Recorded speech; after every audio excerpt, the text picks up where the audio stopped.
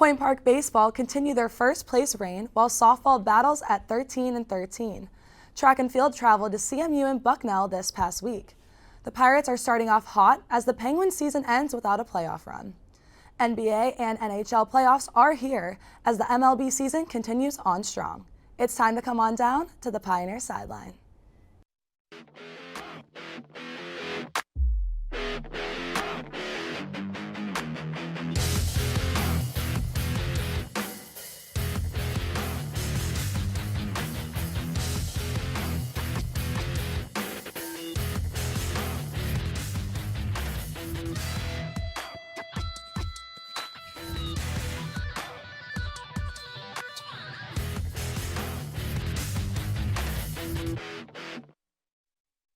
Hello and welcome back to Pioneer Sideline for our last Pioneer Sideline this semester. I'm your host, Natalia Hillen.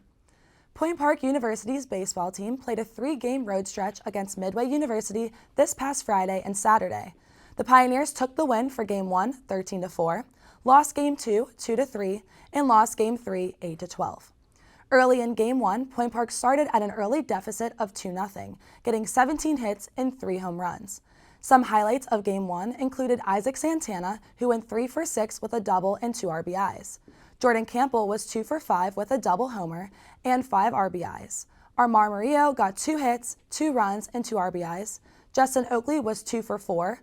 Carlos Martinez was 2 for 4 with 2 runs and an RBI. And Carlos Burrows was 2 for 3 with 2 runs and an RBI triple. The Pioneers won the game 13-4. Moving on to Game 2, Midway got 4 hits and drove in 3 runs. Grant Hotchkiss on the Eagles hit 2 homers, which resulted in him getting 3 on the day and 5 for the year. In the 5th, Brito and Santana each got homers to tie the score, but the Eagles got home runs and starting pitcher Owen Clark pitched the first 4 innings scoreless. The game ended with Midway's bullpen closing out, and the game with the pitchers covering the last 2 innings without giving up a run. The game ended with a final score of 2-3 Midway. And finally, in Game 3, PPU scored 7 runs at the top of the 8th, but unfortunately just missed the comeback. This brought the Pioneers up from 10-1 up to 10-8. Some key highlights of the game were Luis Gonzalez getting a 3-run homer, Carlos Burrows getting a 2-run homer, and Jerry Campbell hitting a 2-run homer. Dylan Burton pitched 5 innings. He struck out 8 and walked 4 and gave up 1 and 3 hits. The game ended with a final score of 8-12 Midway. The Pioneers are currently 26-11 overall and 16-5 in the RSC. The Pioneers will be playing their next 2 games against Bryan and Stratton Albany at the Wild Things Park Tuesday, April 18th. And on Wednesday, April 19th, they will be playing Penn State Beaver at Point Park's Green Tree Park. Good luck, boys. And now switching gears over to Point Park University's softball team. The Pioneers played against WVU Tech this past Friday and won the first game 4-1 and unfortunately lost Game 2 1-7. They also had a doubleheader versus Rio Grande on the Saturday after and unfortunately lost both games 2-1 and 5-1. In Game 1, the Pioneers had a 2-0 early lead because of Sidney Reese's 2-run homer in the second inning. And in the third, Alex Bondi was 2 for 4 and got an RBI single, which brought the Pioneers leading with a score of 4-0. Both Bial and Bondi were 2 for 4. Angeli Bial pitched 7 innings and limited WVU Tech to 1 run to take the win 4-1. Shifting over to the Pioneers' second game, Bial got an RBI single in the third, which helped PPU take the lead 1-0. Shortly after, the Golden Bears scored all of their runs in the 4th, 5th, and 6th innings. WVU Tech's Scarlett Janney went 3 for 4 with a triple and 3 RBIs. And as a whole team, the Golden Bears had 3 triples and their 9 hits. Alex Bondi made a 4-hit day and was 2 for 4 in Game 2. The Pioneers closed with 2 runners on bases in the 2nd and 3rd innings, and they were unfortunately not able to hit any in the 4th inning and any later innings. Game 2 ended with a final score of 1-7 WVU Tech. On Saturday in the first game against Rio Grande, both teams went 5 innings in without putting any runs on the scoreboard. At the top of the 6th, Point Park got 1 run, and at the bottom of the 6th, Rio Grande got 2. The final score was 1-2 Rio Grande. For Game 2, Point Park was leading 1-0 with Taylor scoring, and up until the 4th inning, Rio Grande's Adams got an RBI. The Pioneers got no runs in the 5th, and Rio Grande scored 4 runs in total. The final score was 1-5 Rio Grande. The Pioneers are 13-13 overall and 6-10 in the RSC.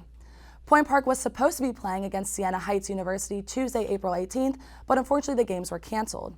The Pioneers will be back on the field this Friday, April 21st, against Brescia University at Fairhaven Park, with Game 1 starting at 3 p.m. Good luck, Pioneers!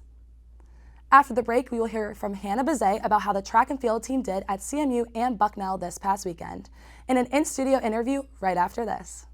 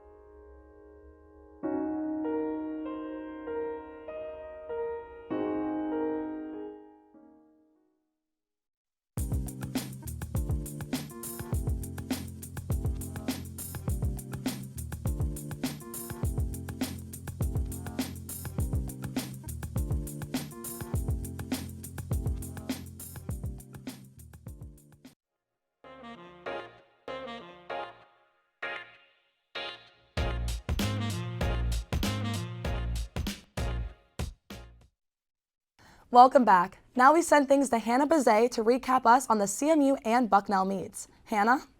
Thanks, Nat. It was another busy week for the men's and women's outdoor track teams who competed in 2 meets throughout this week, starting things off Thursday at the CMU Last Chance meet and finishing on Sunday at Bucknell. Let's begin with a short recap of the men's team at the CMU Last Chance meet.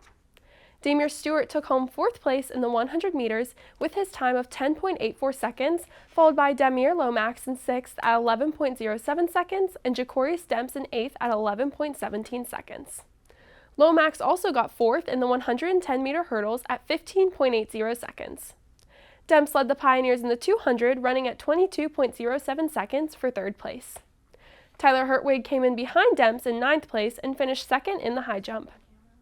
In the discus throw, Cooper Lytle PR'd with his throw of 32.99 meters and took home 9th place. Lytle was also Point Park's top performer in javelin, taking 5th place. Anthony Billy came up behind Lytle in 6th. Moving on to the women's CMU Last Chance highlights, Sideline's own Natalia Hillen performed great at the meet, breaking the school record in the 400 hurdles for the 2nd time this season, with her time of 1 minute and 5.88 seconds. She is just 1 second away from qualifying for NAIA Outdoor Nationals. She also PR'd and took 2nd place in the event, as well as breaking the school record. Also PRing in the 400 hurdles alongside Hillen was Luchama Lubin, Ashanti Farron, and Anna Eisman. Another huge star was Sophie Jabozi, who broke the school record in the pole vault with her height of 3.25 meters. Rakia Ellsbury PR'd in both the 100 and 200 and led the Pioneers in placements for both of those events. Kayla Sterner also PR'd in the 200 meters at 29.40 seconds. Maya Laturza PR'd in shot put, discus throw, and javelin, and Hannah Bond came up behind her in 6th place. Bond also PR'd in the 400 hurdles with her time of 1 minute and 9.45 seconds, the 5th best in program history. Now moving on to the Bucknell Bison Outdoor Classic that the Pioneers competed in over the weekend. Starting with our men's team, it was another huge meet for Damir Stewart, who broke the school record in both the 100 and 200, as well as PRing in both events. In the 100, Stewart ran at 10.62 seconds, and in the 200 at 21.59 seconds. He also recorded Point Park's highest placements in both events, taking 4th in the 100 and 7th in the 200. Stewart also competed in the 4x100 meter relay alongside Ja'Cory Stemps, Damir Lomax, and Juan Barrera. The group placed 7th at 41.55 seconds. They have already qualified for nationals in the B standard time, but are just a 1/10 of a second from qualifying with an A standard time. It was also a huge meet for Jakob Blatnick, who has dominated in the javelin throw all season long. He took home 3rd place with his throw of 67.77 meters. Not only did this qualify him for nationals at the A standard, but was almost 11 meters further than what he needed to qualify in the A standard. Blatnick is also number 1 in the nation for javelin. Finally, Blatnick also broke the school record and was named the RSC Field Athlete of the Week for his stellar performance in javelin. Congratulations, Jakob. Behind Blatnick, Daniel Jacobs took 7th place with his throw of 59.22 meters. Jacobs sits at number 2 in the nation behind Blatnick. The 4x800 meter relay took 3rd, consisting of Ramiro Alunke, John Ziegler, Logan Gonzalez, and Elijah James. They qualified for nationals with a B standard time of 7 minutes and 46.45 seconds and broke the school record in the process. The relay currently sits at 4th in the nation. In men's shot put, Siobhan Fletcher took 13th place with his throw of 15.49 meters, the highest placement for Point Park in that event. He also took 36th in the hammer throw. Competing in his first ever decathlon, Peter Durando took 8th place and qualified for nationals at the B standard. Finally, Demir Lomax PR'd for the first time this season in the 100-meter dash with his time of 11.01 seconds. It was a great meet for PRs, with Juan Barrera PRing in the 400-meter dash with his time of 50.1 seconds, Logan Gonzalez PRing in the 800-meter dash, and Ramiro Alunke PRing 800-meter dash, just to name a few. He also set the school record with his time of 1 minute and 53.29 seconds. Alunke was named the RSC Track Athlete of the Week for his incredible time. Congratulations, Ramiro, and good job, boys. Moving on to the women's team, there weren't many women who competed in the Bison Outdoor Classic. However, some highlights include Alyssa Campbell competing in the 800 and placing 80th out of the 166 runners with her time of 2 minutes and 19.34 seconds. Also competing was Carlin DeBee, who got 106th place with her time of 2 minutes and 21.96 seconds. Campbell also competed in the 1500 and brought home 84th place with her time of 4 minutes and 50.92 seconds. Running in the 3K, Natalia Zuko placed 61st with a time of 11 minutes and 47.65 seconds, and Allison Palacio took 26th place in the 5K at 19 minutes and 17.14 seconds. Jordan Yanniga ran in both the 200-meter dash and the 400. In the 200, Yanniga placed 84th, running 26.96 seconds. In the 400, Yanniga placed 60th, running 1 minute and 4.36 seconds.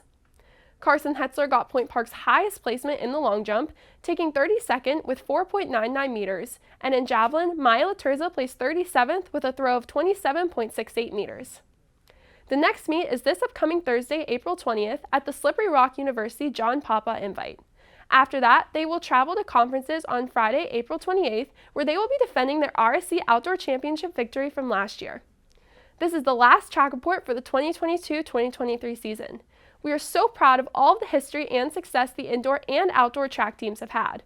We're all wishing the men's and women's team the best of luck heading into their final meets of the year, and we will be back next semester.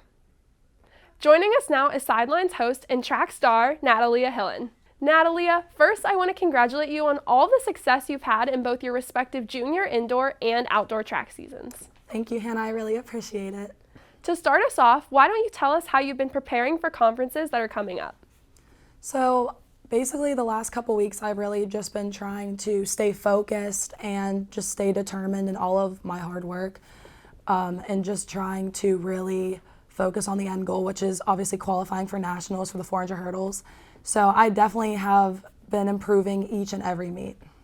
That's great, and it seems like all of your hard work has been paying off. You've now broken the school record in the 400 hurdles for the second time this outdoor season. What does it mean to you to continue to add your name to school history?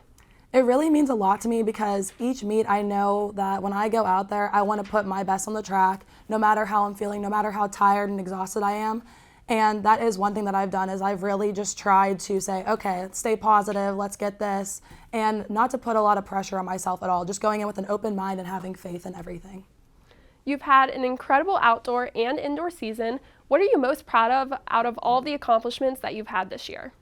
Definitely just honestly improving every single meet. Obviously breaking the school record for the 60-meter hurdles and 400 hurdles was definitely like two of my best accomplishments. But I would just say staying positive and being determined throughout the entire seasons has been like something that I'm really proud of. Finally, there are only a few more meets left in this year. What are you hoping to accomplish with the time that you have left? I'm definitely hoping to qualify for nationals. I still have a couple more meets to get that time down, so I'm hoping that I qualify, get there, and I'll be in Indiana at the end of May. That's all I have for you, Nat. Congratulations on all of the success you've had this year. We are so proud of you. Thank you so much, Hannah. It means a lot. Thanks again, Hannah. After the break, we get the inside scoop on how all things are going locally and nationally. Stay tuned.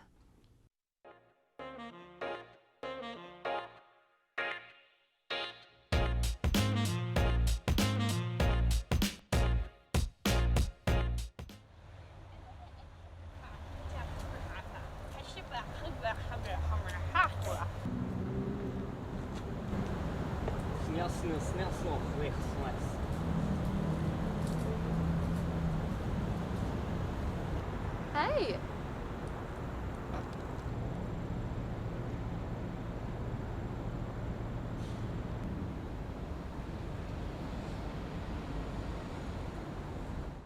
Good evening and welcome to News Night. My name is Craig Furkowski. Tonight, we'll cover all your international, national, and local news. Australia is one of the most biodiverse countries on the planet. Over 8,000 items are to be auctioned off at Pittsburgh International Airport on October 22nd. Last Thursday, the House committee investigating the January 6th attack chose to subpoena former President Donald Trump. All this and more Coming up on News Night.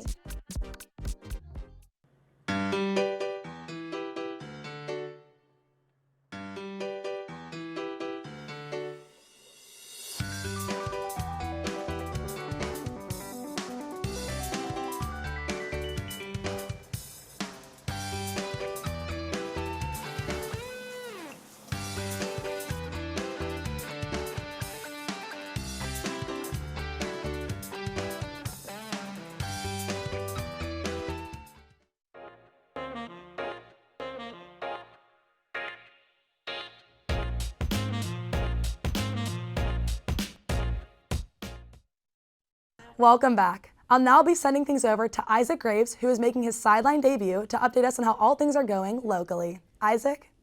Thanks, Nat. How about them Pirates? Look at the Buccos go as they start off with a 10-7 record. It is only early in the season and there are still better teams currently, but Pittsburgh has not gotten the chance to enjoy a start like this in quite some time. Andrew McCutcheon, although expected to bring veteran leadership, is playing very well, getting on base at a great percentage and having a batting average of over 300.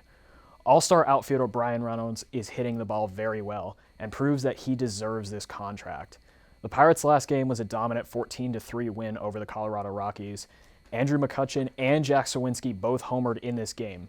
Sawinski's ninth inning home run absolutely crushed and landed 461 feet. Let's hope the Pirates keep this going. Now on to Penguins news. The Pens fall just short of the last wildcard spot after their bad loss to the Chicago Blackhawks and an Islanders victory. This ends an incredible streak of 16 straight playoff runs for the Pittsburgh Penguins. This streak is something to remember as the Penguins brought 3 Stanley Cups home to Pittsburgh during that time. Sidney Crosby, Chris Letang, and Evgeny Malkin have been icons in the NHL playoffs for some time now. Let's hope to see the Pens bounce back next season. In Steelers news, the team traded for wide receiver Allen Robinson. The deal consists of a 2023 7th-round pick in exchange for the Steelers' late 7th-round pick. The team will eat $5 million of Robinson's contract in hopes the veteran will bolster the Steelers' wide receiver core. That is all I have for things locally. Now I'll send things over to Matt Palangi with all things nationally. Thanks, Isaac. The NHL playoffs is officially underway. The Hurricanes took a win over the Islanders, the Boston Bruins beat the Florida Panthers, the Wild beat the Stars, and the Kings beat the Oilers. These were the first set of games to happen, and all the winners start off strong to have a 1-0 lead in their series. The next 4 games will be the Rangers playing the Devils, the current runner-ups, the Tampa Bay Lightning, will play the Toronto Maple Leafs, and the Jets will play the Golden Knights, while the Kraken will be facing off against the Avalanche. Who do you guys think will win these games? I guess we just have to watch and see. The NBA playoffs are also live. The Kings have started off dominant with a 2-0 lead over reigning champs, the Golden State Warriors. The Philadelphia 76ers also have a 2-0 lead in their series versus the Brooklyn Nets. Some may say he is the best to ever do it, but LeBron James and the Los Angeles Lakers snuck into the playoffs as a 7 seed and get a win over the Grizzlies in Game 1.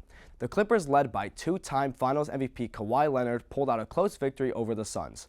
The Celtics, Knicks, and Nuggets are also up 1-0 in their respective series. With plenty of basketball to still be played, it is only a matter of time till we get crowned a champion. As those two sports show off the playoffs, the MLB season is in the early stages. The Tampa Bay Rays slow down and lose 3 of their last 4 games after starting off 13-0. 2021 champs, the Atlanta Braves, are showing off to start the season, sitting at 13-4. The Braves are led by star outfielder Ronald Acuna Jr., who is 3rd in batting average and 1st in hits. The Brewers are the next team worthy of being showcased as they perform well to be at a 12-5 record. The Twins are pretty good at 10-6, but some of their players are having incredible starts to the season. Specifically their pitchers. Sonny Gray is 2-0 with 19 strikeouts and only a 0.53 ERA. This means he gives up half a run a game on average. Their other starter, Pablo Lopez, was fantastic in the World Baseball Classic, but now in the regular season, he starts off leading the MLB in strikeouts at 33 Ks. That is all I have for you this week. Now back to you, Nat. Thanks, Matt. After the break, we come back with the case of the week. Stay tuned.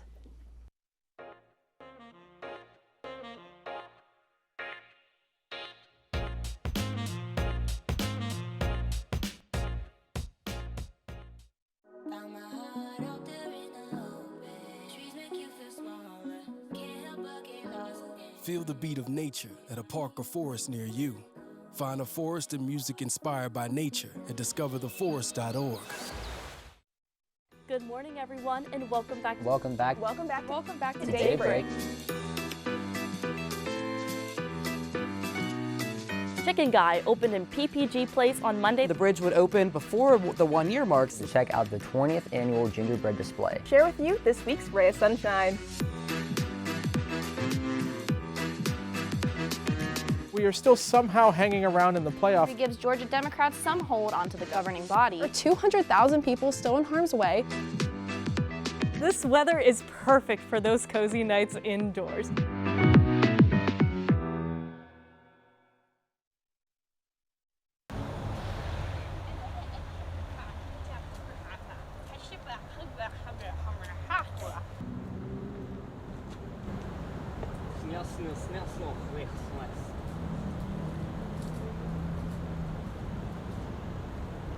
Hey.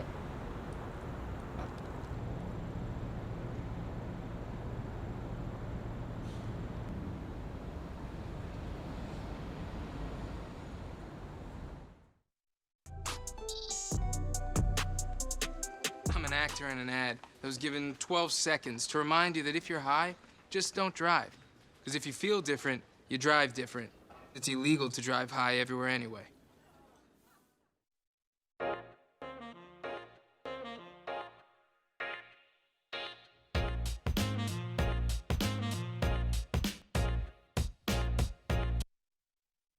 Welcome back. The NHL playoffs are underway with the first round starting Monday night. Today we're going to discuss who we think will make it far and win it all, and who we think will shock the hockey world and make it further than we think. Today I'm joined by Ryan, Hannah, and Isaac to hear what they have to think. All right, guys, so first starting off, who do you think will go far in the playoffs, Ryan? So obviously what everybody's saying is that the Boston Bruins are going to go far. That's who I have as well. Is that they have a record-setting 135 points in the NHL, which is very hard to get. And the Boston's overall lines, everyone on their top 4 lines can score. Where like a lot of like the Penguins, they had a solid 2 lines that can score, and then 3 and 4 would go on streaks of scoring. Yeah. Where Boston's consistently scoring on all 4 lines. Their defense is getting involved in their offense. They have the best power kill, the best power play in the league. They're just an overall juggernaut in the NHL right now. And then for my shocker team, I have the Jets, Winnipeg. I have Winnipeg because they're not talked about, but they have 4 or 5 different guys who've been in the Cup, either been close to the Cup final, been involved with the Cup final. They have a lot of veteran experience in the NHL. Mm-hmm. Hannah, what do you think? I agree with Ryan. I also think that Boston's going to go really far. I actually have them winning the Cup in my bracket that I made. 2 teams that are kind of sleeper teams, well, they are sleeper teams, but I think are still going to do pretty well are the Leafs and the Devils. I think that the New Jersey Devils are going to go pretty far. I think the biggest problem with them is the team is so young. They're so young, and they don't have a lot of, they don't have any playoff experience really. So I think that could really hurt them in the long run. But I do think that they're going to make a run. I don't think they're going to go to the Cup Finals, but I think they're going to do well.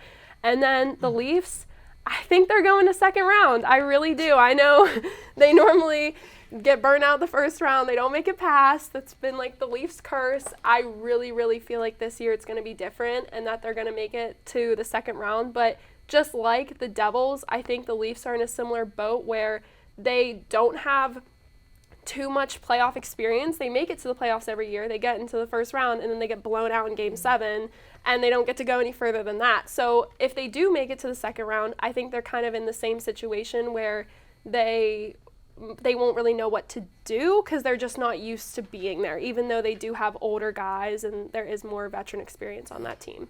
Well, a game of hockey is a game of hockey, so hopefully they can get it together. Yeah, hopefully. Isaac, what do you think? While I am impressed with the Bruins roster, getting those 65 wins and those 135 points is incredible and something that we shouldn't even take for granted. For me, I'm paying attention to the Rangers to make a deep run because they just have a ton of talent. They have Mika Zibanejad, Chris Kreider, and even some of their younger players like Capo Kakko and Philip Hedl that can just make a huge impact. And they have one of the best goaltenders who is the defending Vezina winner. So don't sleep on the New York Rangers. For my sleeper team per se, this team, I don't think a lot of people are really paying attention to them, but I say you shouldn't sleep on the Los Angeles Kings. They're getting a lot of their key players back that they didn't have in their series last year. They're walking into a familiar matchup with the Oilers. They are still missing a couple of key players, especially Kevin Fiala, but they didn't have one of their best defensemen in last year's series with Drew Doughty. So I think getting that pressure back with guys like Doughty is going to help them a lot. So who would you guys like to see win overall? So you guys pointed out the Bruins, Rangers, Devils. Who do you want to see win that Stanley Cup at the end? For me, it'll be Boston. So it'll be just a nice capped off for a historic year. It's nice to see a historic team actually win, like how the NFL, like we had the Miami Dolphins of the early 70s and early 80s. They were so good but never won. That's so true, it's nice to see a historic team finally win. That's who I want to see. I agree with you just because, a team's doing good all season, all of playoffs, and then they get to the Stanley Cup and then, there's a couple of games, but like the Stanley Cup final games, it's just tough to see a great team that's been doing so good end up losing it. Hannah, who do you want to see win? I have the Bruins winning. I think they have a really great shot at winning this year. Personally, I'm a big Leafs girl. So the dream is that the Toronto Maple Leafs go to the Cup and win it, but that is a big dream. If it can't be the Leafs, I'm hoping it's the Devils, but I'm thinking it's probably going to be the Bruins, and I'd be happy with that. There's still always a chance. You really never know. You never know. You never know. This could be the year. Isaac? Yeah, I said the Rangers are going to make a deep run, but because I'm a Penguins fan, I'm not. I'm usually never rooting for the Rangers. So for me, the team that I want to go for is the Minnesota Wild. They have a ton of young talent with Kirill Kaprizov. They are a little hurt, which is what I'm worried about with Joel Eriksson going down kind of at last minute with that pretty messed up lower body injury. But this Wild team has just a ton of depth up and down the roster. They got great goaltending. They have Philip Gustafsson, who is supposed to be considered a backup, but I would imagine he's going to be a starter for most of these games. And you have Marc-Andre Fleury, who's one of the most experienced goaltenders in the league. The Wild, while I don't think they're going to make it super deep, it would be nice to see. Yeah, and Fleury has a special place in my heart and all of yours because of Penguins fans. And unfortunately, the Penguins were not able to be in the playoffs this year, which is a tough thing to swallow. But anything else to say? No, anything I gotta say is Boston's goaltending, like it does get talked about, but it's really not talked about enough. They have a 9.31 team average, not just one player. So that's nice to have 2 or 3 goalies in the playoffs. Like we can go back to our 2015 year we won the Cup. We had Fleury start out, then we had Murray coming out of nowhere. So you got to have 2 goalies, at least if one has a bad game or a bad series, you got to have another goalie coming in.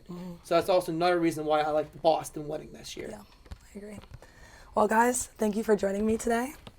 Well, that is all that we have time for this week. We hope you are able to join us next semester at the same Pioneer time, the same Pioneer channel, and the same Pioneer Sideline.